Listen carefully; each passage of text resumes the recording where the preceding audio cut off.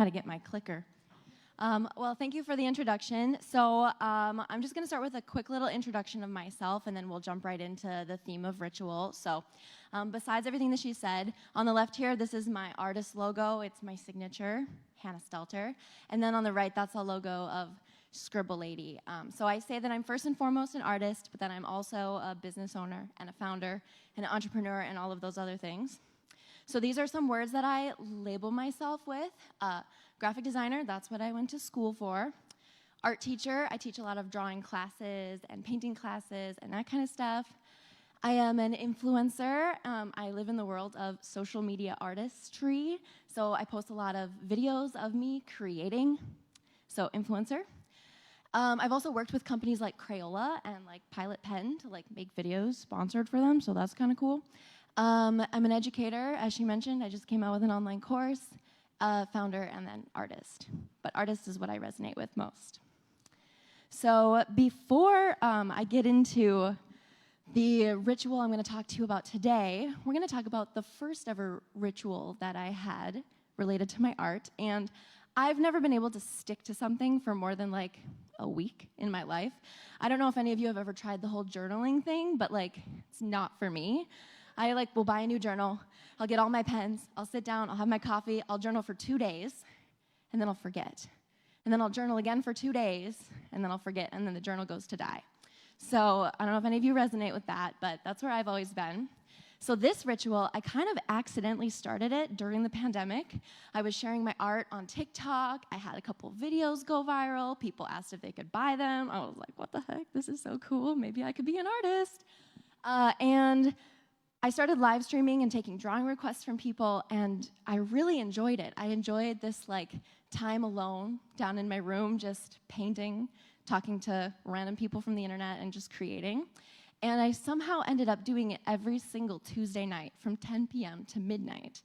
And I think it just worked with my schedule, but after like a month of this, I was like, this is actually like really nice. And I like found myself looking forward to my Tuesday night live stream. I'd cancel plans for it. I would avoid doing things. Tuesday, I'm not free. I'm going to be live streaming. And it wasn't because I was selling everything from my live stream. I was selling a lot of the things.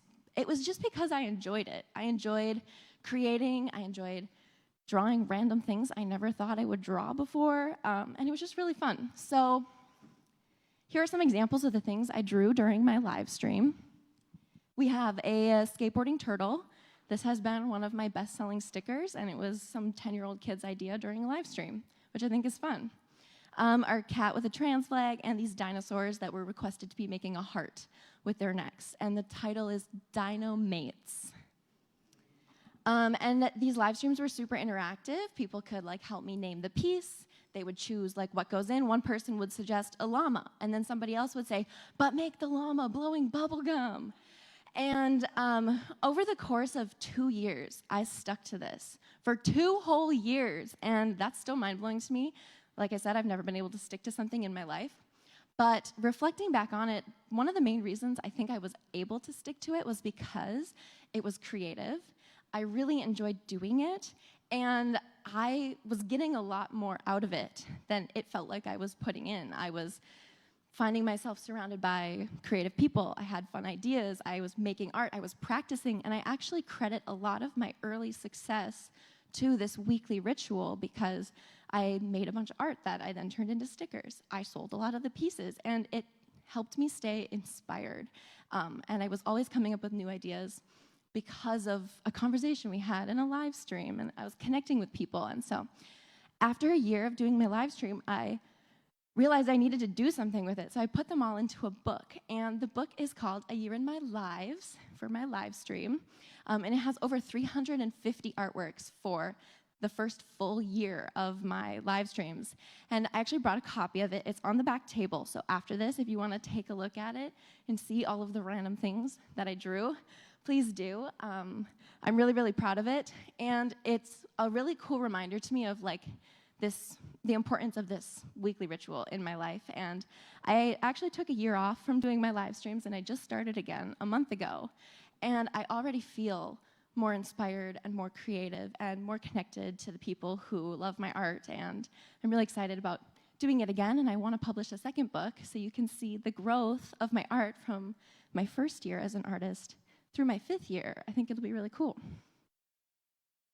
So after I did these 2 years of live streams, I started my second business, Scribble Lady. So these are some pictures of my shop downtown.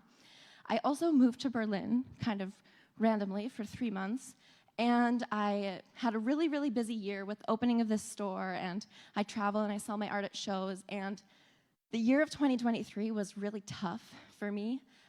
I didn't have my weekly live stream. I didn't have like any consistency in my life.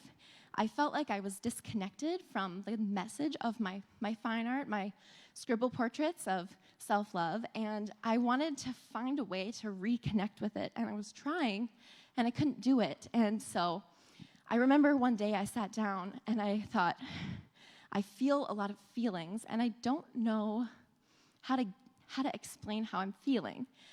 And so I thought, well, I'm an artist. I guess I could draw it.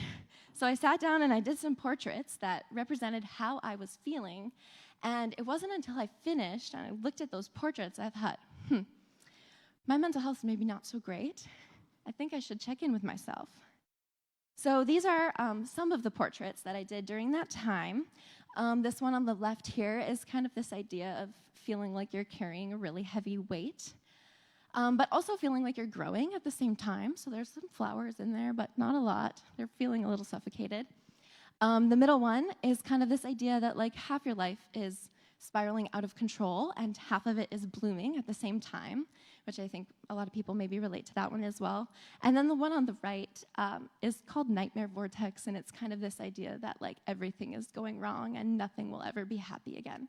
And so these are like some of the more drastic ones, but this is what I looked at and I was like, I need to like check in with myself. I'm doing too much. I need to like get back into being in touch with myself. So I was talking to one of my friends about it, and I decided to start a daily journaling practice where I do a portrait of myself that represents how I feel today. Because I have never been able to sit down and write about how I'm feeling. Looking at a page of words from yesterday means nothing to me. If I wrote a whole bunch of things about how I was tired and burnt out, I'm not going to look back and read through that. But if I have a page and a book full of pictures of how I was feeling, and I look back at my pictures from last week, I can see in a snapshot, oh, I've been tired for a week. Maybe I'm burnt out. Or I'll see, oh, you know what, this was like a really, really good week. What was I doing during this week to help me feel so high energy? And so combining the visual aspect with the journaling is what really helped me fall in love with journaling in my own way. So this is my daily journaling practice. I've been doing it every single day for a year now. I have probably 5 or 6 sketchbooks full. Sometimes I do it in the morning and at night, so then I can see like how my emotions have fluctuated through the day. I also do it anytime I have like a really severe, intense emotion. So like I have a piece that I drew after I sold the biggest painting I'd ever sold. And the piece is called I'm So Happy I Could Cry. And it just like embodies so much joy and bliss and happiness. But I also have a piece that's called Panic Attack, and I drew it right after I had a panic attack, and it holds all of the things that you feel when you have a panic attack. And so it's become this really powerful practice in my life, and I do it every single day, and I wouldn't change it. I love it so much. So as I was doing this, I was slowly sharing them with my friends, and I would, share a piece here and there, and I remember one day one of my friends said, you should make a journal that people can buy, and they can do this too, because this is really, really impactful. And one of my friends also said, well, what if you start doing portraits of other people? You can help them get in touch with their emotions.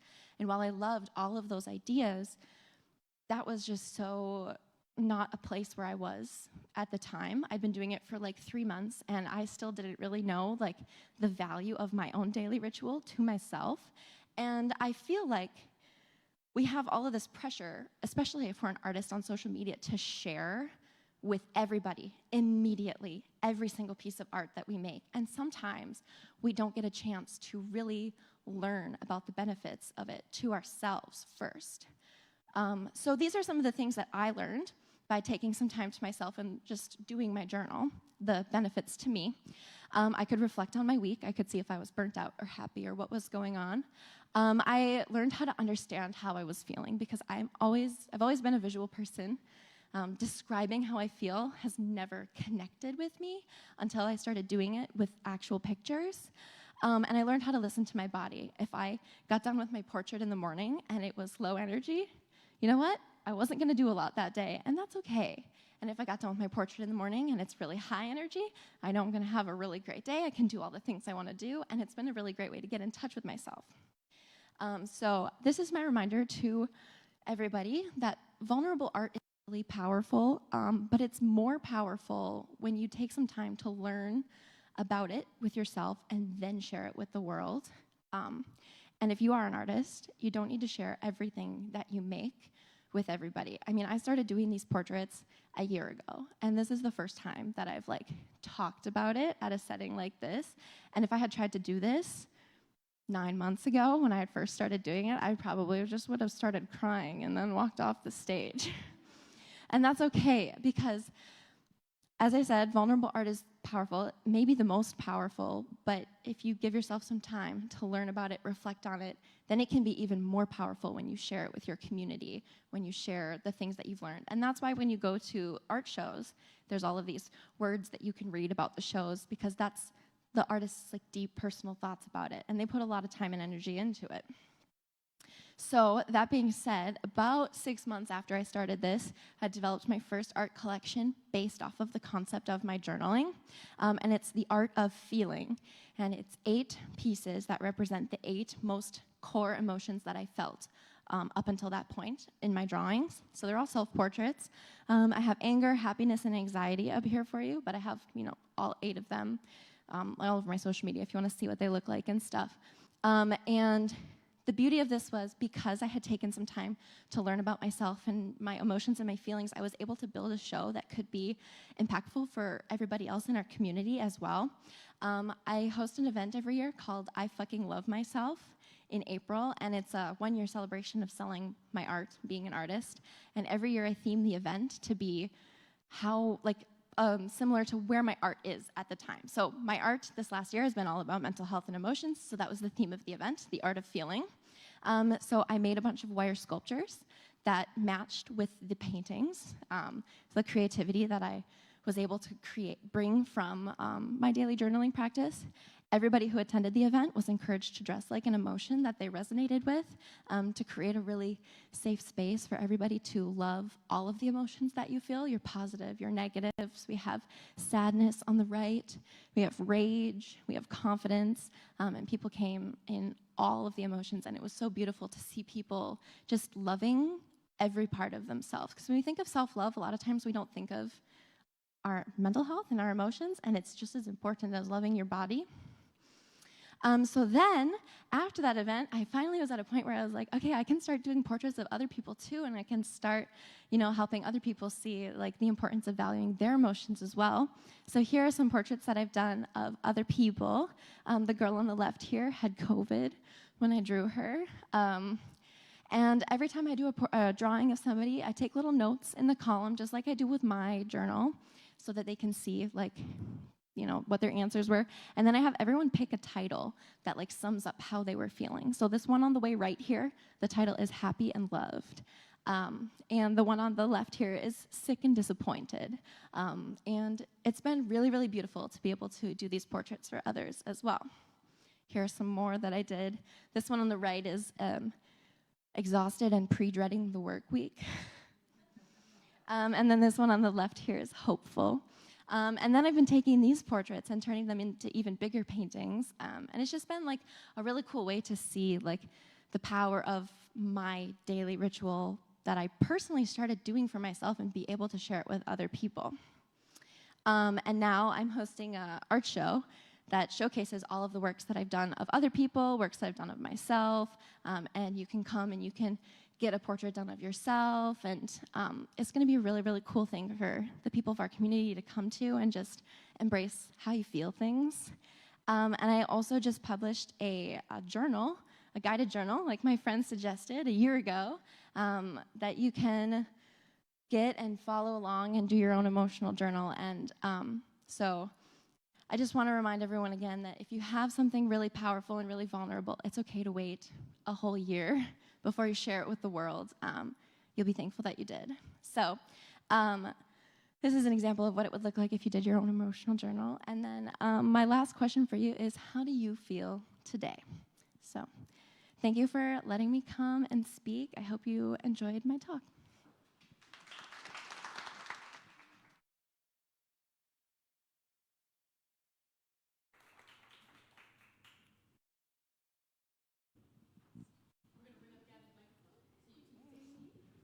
But I have to do the cozy moment.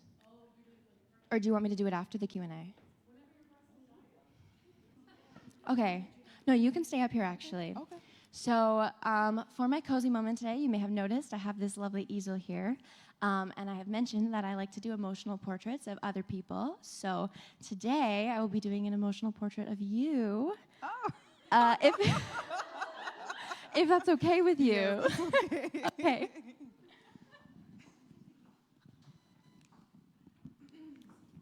So when I start, can you hear me? Oh yeah, okay. So when I start my emotional portraits, I always start, oh wait, hang on, I gotta take a video of this. For the social media, you know? Oh, of course.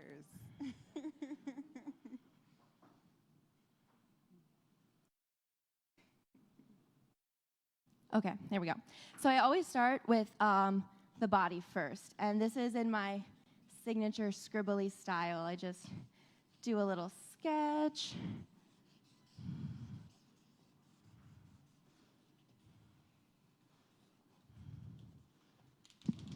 Okay, so once I have the body done, we start with a series of questions about how your body feels. So how does your head feel in the moment right now?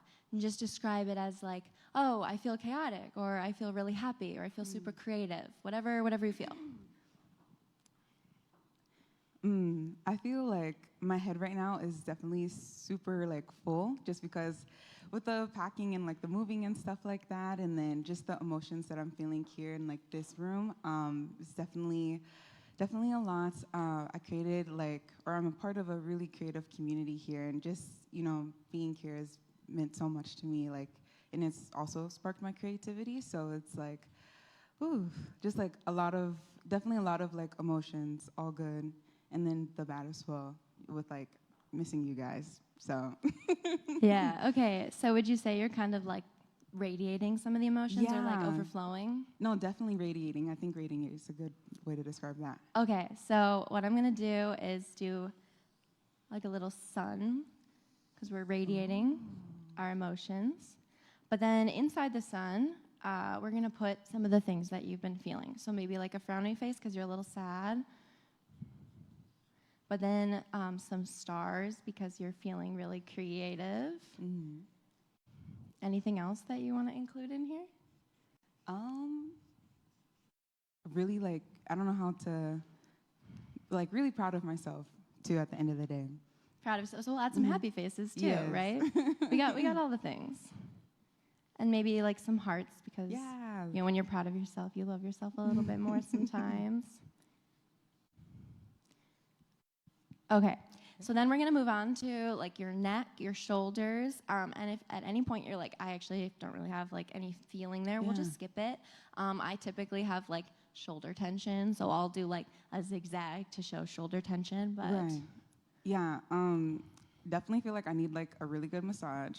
Okay, so some shoulder tension for you as well. Yes, no, definitely. I could use a massage right now, for sure. Okay, and then we'll move on to your arms. So I always ask if you're high energy, medium energy, or low energy. I'm like right there, like at the top of medium and high. Okay. I feel like. So right there, like, you know what I mean? Like high, like low high? Is that how you say it? No, we can do that. Yeah. Okay, so then the next question is, how do your arms feel? Do you feel like they're kind of like exploding with energy or, I would say, no, definitely. So when somebody says they're high energy, I'll raise their arms up towards the sky. And if they're low energy, I'll have them drooping down. So you're medium energy, so we'll kind of have both. Hey. But we're still going to have lots of energy circling off of them right there. And then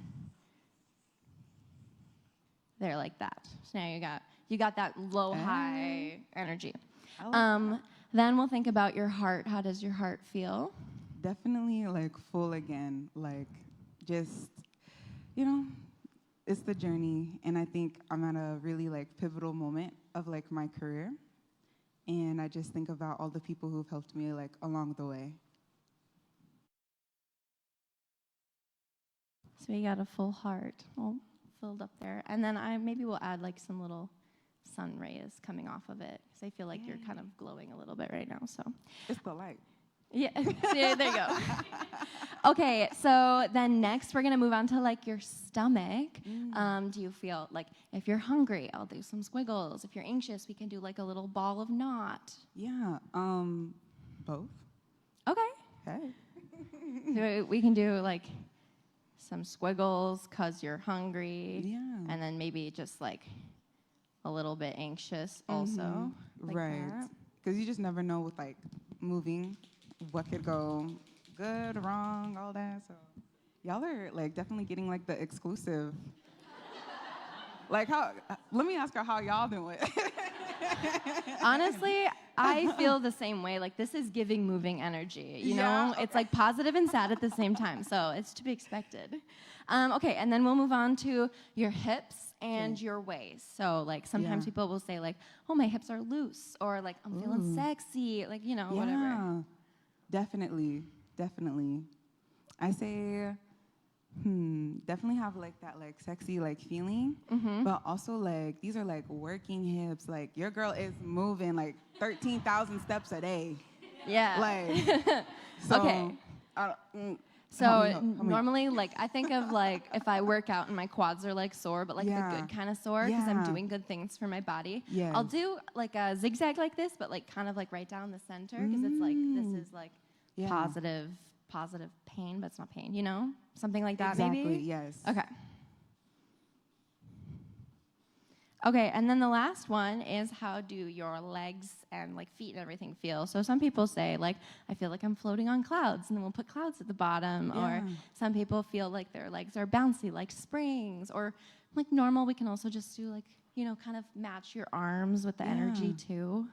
Right, because I think like my feet, like right now, like metaphorically, I feel like my feet are taking me in like a new direction. And so that brings a lot of like excitement and like joy. But also, I would definitely wear the wrong shoes moving everything yesterday, so my feet hurt. So I got on my little tennis shoes today. So definitely like a mix of like feelings and that. Okay, I think I'm gonna maybe kind of make it match your arms. We got Yeah. like a little bit of high energy, but we got like the little bit of soreness from our legs, so we're into each other.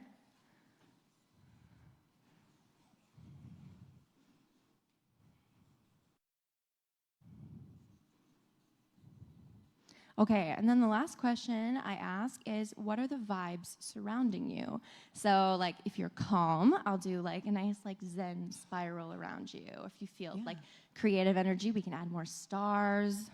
Yeah, no, definitely. I feel like I have that creative energy just because I'm envisioning what my new space is gonna look like, and so it's like, ooh, like I was on Amazon and Wayfair last night, looking at $100 candle warmers because I'm like, ooh, why not? You know? So I feel like the energy around me is definitely like it's good, it's creative, it's positive, and then it's also like learning like life lessons along it too. So, yeah. Okay, and then the last thing is I ask you to close your eyes and think over everything we just talked about. Is there anything else in your body that we haven't mentioned that you're feeling? Like, oh, yeah, I have like a crick in my neck, or, you know, anything like that. I say definitely like this area, like the upper kind of like side of my chest. It's definitely like, girl, like I tell you've been working. I could tell you've been working, girl. So. Okay, yeah. So we'll add some little zigzags there too. Yeah. Yeah. Okay. There we go. Well, that's the whole thing. So the last thing you get to do is pick a word or phrase that sums up how you're feeling right now, and that will be the title of the piece. Ooh.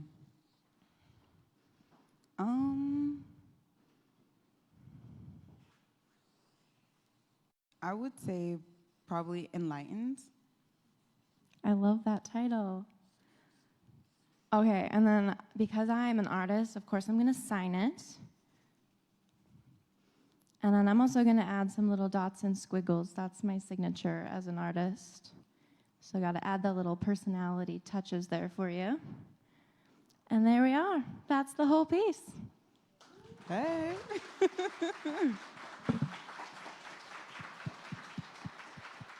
Wow, that is so cool. I also agree. Like, I also feel like I'm a visual like person, especially with like different like learning styles and how I learn things. And I guess like this is a pretty new concept. I don't know if you guys have seen like Inside Out, where they're all like, there's new emotions, battling with the emotions that were in like the first movie and whatnot. And I feel like that like brought like a new like way of like seeing and like what those emotions look like and how they work together. And I will say, like, your style of journaling is new. It's a new concept to me, and it's like, ooh, like this is really exciting because I'm also like, I do not feel like going back and reading this, like, especially if I'm burnt out. And so, like, how do you learn from that, So it's like I'm really like grateful to, really experience like your art and also to have a portrait done of me. Thank you guys for listening, listening to all of that too. But yeah, so.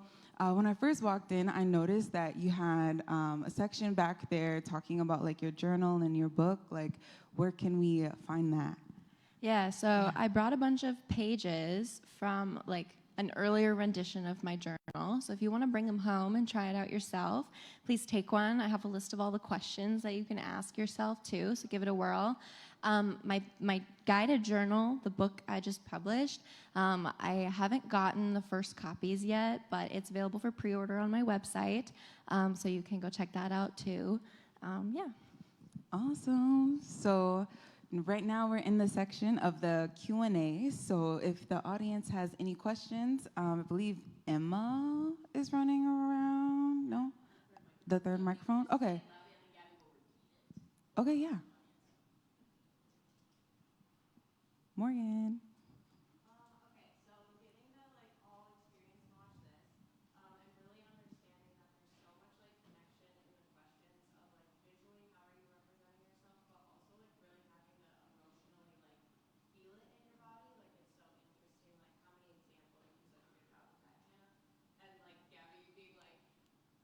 Yep. Hannah, how do you feel like this practice has helped your like connection to your like brain and body, and like was that something you had before?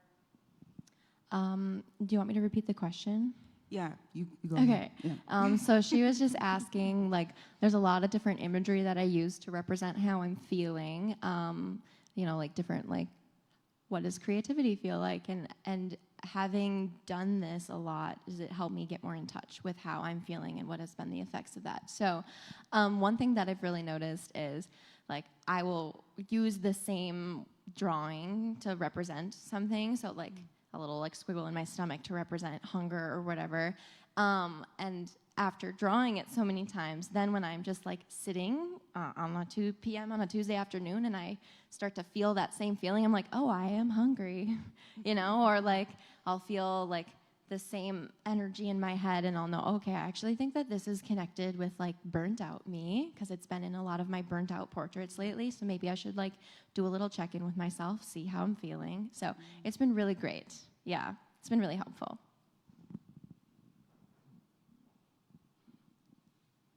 I'm going to go you, and then John. Okay. With how easy it is to just kind of jump in, like hustle culture and stuff, be like, let's sell this, let's get this out there, and the reality of like, you have to pay your bills and life is life. What are some questions or things that you ask yourself to pause and when to go forward? You want to repeat the question or? I think you should repeat the question. Okay, I'll repeat the question. So she was asking with like hustle culture and like the like pressure to like always be like monetizing off of your art. Like, how do I know when to go forward with that or when to pause and let it be for myself? And I actually would say that that's kind of like something that has been hard for me. There's a lot of like gurus on the internet who tell you like the best way to connect with your audience is to be super vulnerable with them. And I also see a lot of people who, as soon as they learn something new and a video goes viral about it, they capitalize on it. It's linked in their bio and you can buy it. And I've been trying to be more intentional about the things that I put out for the world, because of course I need to pay my bills, but like the ultimate goal with my art is to impact other people and help make a difference and help other people love themselves. So I try and ask myself, like, what's the goal with doing this? And if the goal is just because I need money right now, maybe then I take a step back and pause on it. But if the goal is because I really want to share it with the world, and maybe there's a little bit of a time crunch, then I might be more willing to just kind of like push through and get it out there.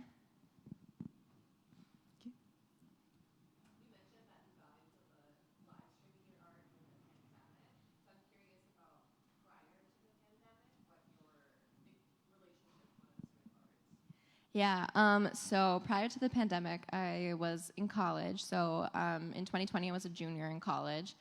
So I was going to school for graphic design. I actually had just started considering myself an artist at that point, but I didn't really have like a style or a voice or anything like that. And then during the pandemic, I lost my job, and I was like, I guess now is as good a time as any to try and start selling my art.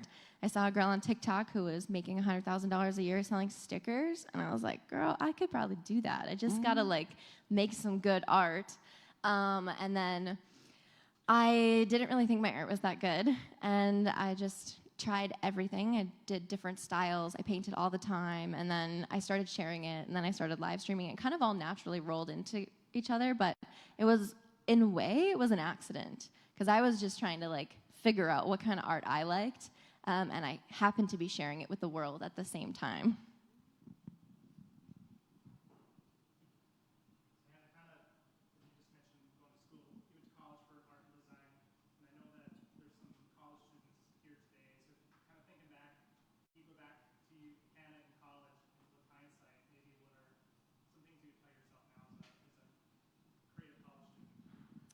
I wish I had more business knowledge from school. I actually was debating minoring in entrepreneurship, but I didn't end up doing it. And I wish that I had, because I think that that would have been really helpful.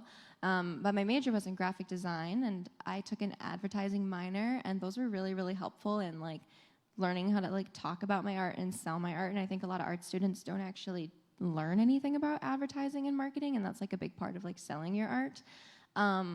So from that aspect, if you're thinking about like what additional courses you should take, maybe take some business or accounting classes. But I also wish that someone had just told me that it was possible to make a living off of your art, and I would have been more interested in trying to do it when I was younger.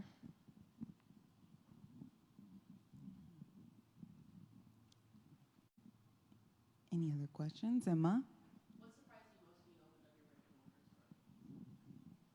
mortar store? What surprised me most was probably like, this is gonna sound kind of silly, but like it's hard to run a brick and mortar store. Because I started selling my art in the pandemic in a really like weird time in our lives. I would like post a video of me drawing a sticker, and then I would link it on my website, and I'd sell 200 in like 25 minutes. It was insane. And then like the crazy like online boom kind of like petered off after the pandemic, and I started to do a lot of in-person pop-up shows. And so I was like, okay, if I make pretty good money at these pop-up shows, I should make good money with a retail store.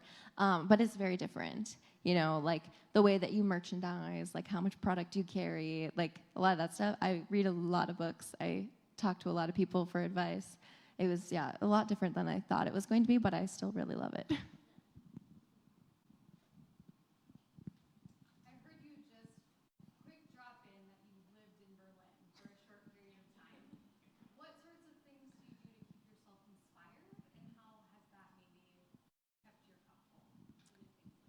So the question was, I mentioned that I like lived in Berlin briefly. What do I do to keep my cup full and stay inspired? So I love to travel. I love to go all over the place. I studied abroad in college, and I loved that a lot. And so I really wanted to move back to Europe somewhere for like at least like 3 months was kind of my goal. And as an artist, your busy season is usually from like May till November, end of November. You got like the summer season, and then you got like the holidays.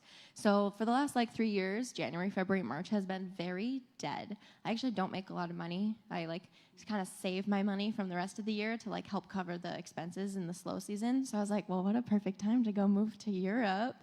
But then also at the same time was planning on opening a brick and mortar store. So it was a lot going on. But yeah, I don't like to sit still. And I'm trying to learn how to balance the like wanderlust side of me with the side of me that actually has a lot of roots here. So I'm working on it. But yeah, traveling keeps me inspired.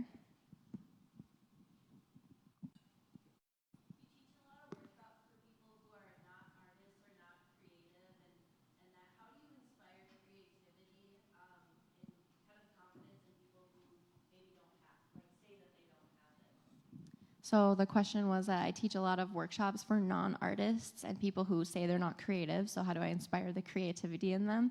I do that. And I every workshop I start, I tell people that even if you think you're not an artist, you're gonna love my class. And I teach my philosophy as an artist, which is the art of imperfection. It's this idea that you don't need to be striving for your finished piece to be perfect, because at the end of the day, no art is perfect. And that's what held me back for a long time as an artist in college. I would like make things, it wouldn't be perfect, and I wouldn't like it, and I wouldn't finish it. So I try and repeat that message when I'm teaching the class. Like, if you feel like you don't like it, just keep going and just keep working through it and just have fun making it. And I toss out a lot of different ideas, but I try and keep all my workshops very open-ended. You'll learn like how to draw 10 different fruits, but then your finished piece of artwork can be whatever you want. If you just want to draw pears because that's the only thing you felt successful at, great, just draw pears. I don't like force people to like do exactly what I was doing. And I feel like that really helps keep people creative.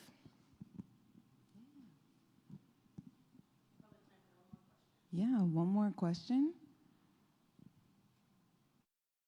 I have a question. Julia, do you have a question?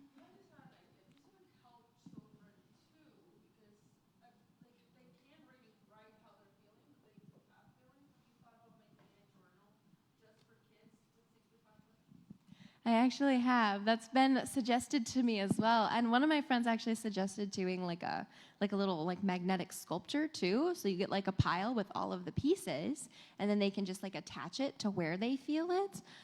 So who knows? Yeah, adults could use that too for sure. So yeah, I don't know. My brother's got a 3D printer, so maybe I should get started on that. We'll see. Yeah, and then I had one last question. So how like do you see this journal and this new concept of journaling like evolving over time? I really like taken this concept and infused it into all of my art. So like all my art in general is about body positivity. A lot of my portraits like prior to my journaling style have been like a portrait of you and then all the things that you love. So favorite flowers, favorite plants. So the idea is when you look at this portrait of yourself hanging on your wall, you see all the things that you love and you see your body, and it's a beautiful piece of art. So you see that, you go, oh, that's a beautiful piece of art. And then you have to tell yourself the same thing because it's you, and you just said that about the art. And so I think the next step for me is to infuse my journal style with my already big colorful paintings. So like imagine like this, but then also including your favorite flowers and your favorite plants and like anything that like also makes you feel you. And then it just would be this really beautiful, like personalized experience. Right. I love that. And I love how it can get like really complex too and show all of that. So thank you so much. I think we have all learned something here today. You guys definitely learned a lot about me. So thank you for that. Yeah. Also, you get to keep this painting. It's my I was parting gonna ask. gift to you. Oh my God. Yeah. So now you can think of that when you're thinking about your design for your apartment. Yes, y'all. A cake and a portrait on a Friday morning before 10 a.m. Sounds like you should volunteer for Creative Mornings. I know that's right. So yes. So Emma, I think you have. Yeah. Thank you. Thank you. Thank you. As a parting gift, we like to say some things that are happening in town. Obviously, we only get to meet once a month. Like, that's kind of a bummer. So we have to keep hanging out. This seat is a little tall. Guys, I'm scared I'm going to fall. So I have some activities. Gabby, I don't know if you have any activities. I know you're leaving. Yeah. So I'll let you go first. Okay, perfect. I've got a little list here that I curated just for you. First off, guys, there's a giant fiber rummage sale happening. And I saw it on Facebook events, and I was like, if there's anybody to pester about a giant fiber rummage sale, it's this crew. I was snooping through the Facebook page, and they've got some good stuff. There's like yarn and buttons and all sorts of goodies. If you just go to Facebook and you look up giant fiber rummage sale, it's tomorrow. I couldn't find the address. It was kind of weird. It wasn't like a building listed. It was just an address. And I was like, if I just say an address, people aren't going to retain that. So just look up giant fiber rummage sale.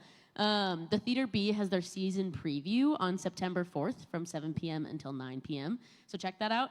And then we'll do a little work plug here. We have a night bazaar. It's our last summer night bazaar on September 19th. The theme is magic.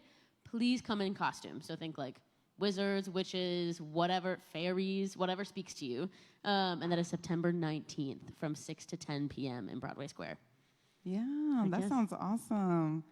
I think I have one. So I mentioned this last month. So the Historical and Cultural Society of Clay County is having a History Hustle 5K. So with that, there's probably going to be some trivia in there. There's a $50 Shields card if you want to do like a little raffle. And registration is open, and it's $35. And each participant that pre-registers before the date will get a handcrafted medal. So one of our board members is really into pottery and that all that. So he's like, well, instead of buying like the plastic medals that everyone gets at a race, let's do a handcrafted one. So so far he has 75. He is very hard at work. And so yeah, but for the second event, I kind of wanted to see what you guys are doing and what you guys have, since I will not be in the Fargo area. So I want to give you guys just like a moment. I think we have time for a couple. I love that. Yeah? Okay. Yeah. Hannah, if you have any events coming up? Yeah. Yes. Okay, so I kind of mentioned it in my presentation, but I'm hosting an art show called Journal, and it's on September 12th, so it's a Thursday evening from 7 to 10 p.m. Tickets are $5. You can buy them on my website. There'll be a lot of pieces like this of random people. You can come get a portrait done by me. We'll have the journals will be there, so you can actually see the physical journals that I publish, all that stuff. And then at Scribble Lady, we host a monthly live portrait drawing workshop. The theme is country with a C-U-N-T. Yeah, so we don't do nude modeling. It's always like themed. So the model will be wearing 2 different country outfits. There'll be 2 45-minute drawing sessions. Tickets to that are $15, and you can get them on scribblelady.com. But I brought posters for both of them, and they're in the back for you. Heck yeah. Aaron, anything happening at the Plains that we should all know about? Bookmarks right after this. Bookmarks, yeah. Well, bookmarks right after this. Any events aside from that? September 19th, we have an opening reception for our newest exhibition, Water Talks, which is going to be fantastic. It's in collaboration with NDSU, and it talks about Indigenous water rights, looking at the Standing Rock protests through photographs from Tyrell Iron Eyes, and also work with Indigenous Mexican communities that was hosted by NDSU, particularly Marinus Ott. So we'll have an opening reception for that show from 5 to 7 right here on site at Plains Art Museum on Friday. And then there's also going to be a panel discussion hosted by NDSU at Fargo Theater on Saturday, and our curator of Indigenous programming, Delia Touche, will be moderating it. So please check our website for those details. A really fantastic exhibition, and we hope to see everybody here. Thank you so much for sharing. Okay, with that, I'm glad I wore my fast shoes today, guys. I really ran. Oh, yes. Do you want to come up here just so that way we... Okay, sweet. Hi, everybody. I am in a musical with ACT UP. It's called Falsettos. It's running September 19th through the 21st. It's a really beautiful show. It takes place in the late 70s, early 80s, at the very start of the AIDS pandemic. So it talks about different couples and love stories and how the AIDS pandemic affected families. But it's actually a really fun show, but also really touching. Yeah. And that's with ACT UP. Thank you. Craft rummage sales, the night bazaar, Right. things at the planes, things at Scribble8. You guys have a booked calendar. I'm so sorry. So with that, we are going to thank our sponsors for the day. So one last thank you to the Livewire team who really kept up with us today. We put you guys to work. Oh, my word. Studio Freshly, Serial, Microsoft. Woo, there we go. Marvin, NDSCS. Downtown Community Partnership and the Kilbourne Group. Let's give, before I do the round of applause, our Plains Art friends over there, if they want to give us a wave, are doing Scribble bookmarks, scratch bookmarks, so go check those out. But let's give one last final applause to Gabby, and with that, extend the applause to Hannah. Happy Friday. Yes.